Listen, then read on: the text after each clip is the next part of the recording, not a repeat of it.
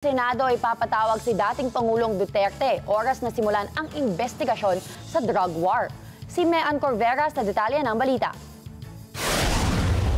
Ipapatawag ng Senado si dating Pangulong Rodrigo Duterte oras na simulan ang investigasyon sa isyu ng war on drugs sa panahon ng kanyang administrasyon.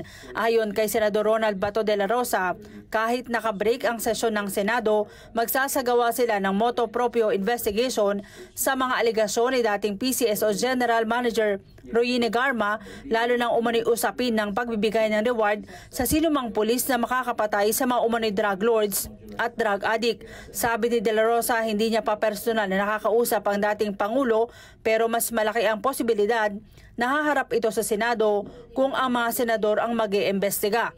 Paglilinaw ng senador, hindi ito para kontrahin ang investigasyon ng Quad Committee ng Kamara, kundi para magkaroon ng parallel investigation.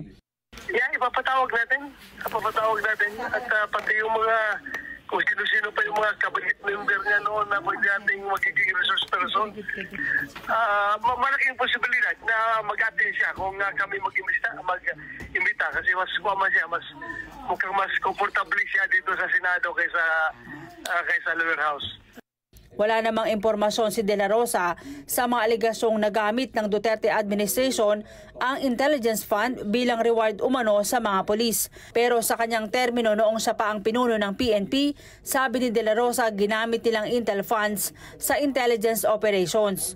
May bahagian niya nito ginagamit nilang reward sa mga nagbibigay ng impormasyon laban sa mga wanted sa batas at may patong sa ulo gaya ng mga teroristang Abu Sayyaf, pero sa ilalim ng programa na inaprubahan ng Department of Interior and Local Government at hindi para sa war on drugs.